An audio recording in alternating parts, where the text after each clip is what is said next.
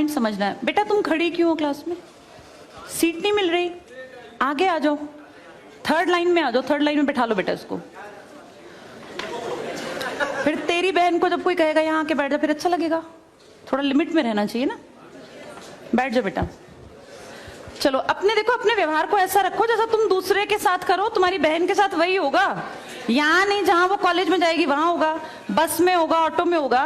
समाज सबसे मिलके बनता है। तुम घटिया हो ना किसी के लिए, तो तुम्हारी बहन के लिए 100% कोई ना कोई घटिया। भगवान जो है कर्मा रिटर्न्स बैक है, ये सीधी थ्योरी है ये। और ये मैं अपने लिए भी मानती हूँ, मैं अपनी बेटी के लिए भी मानती हूँ। मैं जैसा कर रही हूँ ऐसा ही मेरे साथ होगा, या मेरे घर वालों के साथ। तुम जैसा कर रहे हो ऐसा तुम्हारे भाई बहनों के साथ होगा ही होगा। हम किसी भी बेटी के साथ गलत करेंगे ना, तो अपने आप को इसके लिए तैयार रखना कि मेरी बहन भी पढ़ने निकलेगी। आज छोटी है तो कल निकलेगी। चाचा की बेटी, मामा की बेटी, ऐसा नहीं कोई घर में रिश्ते ही ना हो, माँ भी तो होगी।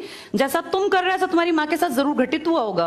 अब तुम कर रहे हो, बड़े अच्छे कई एड्स हैं, उसमें एक जवान लड़का ना सीटी बजा रहा होता है, तो उसकी माँ, देखा तुम लोगों ने वो, उसकी माँ कहती है बेटा मत कर। तुम्हारी उम्र का था वो लड़का, उसकी माँ लगा लो मेरी एज की मुझसे 2-4 साल बड़ी होगी, क्योंकि जो बच्चे 20 के हैं उनके माँ 40-45, उनकी माँ 45 साल तक की होती हैं। तो लगातार सीटियां बजा रहा है, उसकी माँ उसको कहती है बेटा मत कर, वो इरिटेट हो जाती है। तो वो फील करता है कि मेरी माँ ऐसा क्यों, मतलब क्यों चिढ़ रही है सीटी बजाने से, घर में बैठ के बजा रहा था सीटी। तो उसकी माँ को याद आता है कि जब मैं रोज बस स्टॉप पे जाती हूँ, 45 साल की अधेड़ उम्र की एक औरत, एक घटिया लड़का, मतलब ऐसे नहीं होते बिल्कुल ही घटिया जिनकी परवरिश हो, वो रोज उसको परेशान करता है, उस 45 साल की औरत को। तो उसको फिर फील होता है कि ये मेरा बेटा जो हरकत कर रहा है ये उस लड़के से मेल खाती है। बहुत अच्छा ऐड है, उसका एसेंस बहुत अच्छा निकल के आता है कि एक्सप्लॉयटेशन सिर्फ जवान लड़कियों का नहीं होता। आप गलत कर रहे हो ना, कोई आपकी माँ के साथ, आपकी बहन के साथ कहीं ना कहीं कोई गलत करेगा फिर। इसलिए समाज को अच्छा बनाओ, क्लास को ऐसा बनाओ, कोई लड़की वहां से अगर आ रही है और तुम कह रहे हो यहाँ आ जा, तो ये ठीक है, ये अपने आप सोच के देखो, ये हमारी परवरिश को भी दिखाता है कि हमारी परवरिश कैसी माँ ने की है।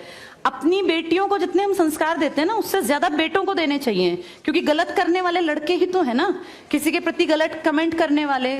ये ठीक नहीं होता। इतने काबिल बनो कि कोई तुम्हारे साथ बैठना चाहे। तुम्हें ये कहना पड़ रहा है कि यहाँ के बैठ जाओ, तुम कोई वो छिछोरे 70-80 के दशक के लड़के थोड़ी ना हो, पढ़े लिखे 21वीं-22वीं सदी के लड़के बैठे हो, तुम कोई बच्चे नहीं हो। अब अपने व्यवहार को इतना अच्छा बनाओ, क्योंकि जब गलत बात बोलो ना तो ये सोच के बोलना कि मेरे घर में जो औरत है ना उसको ये सहना पड़ रहा है कहीं ना कहीं।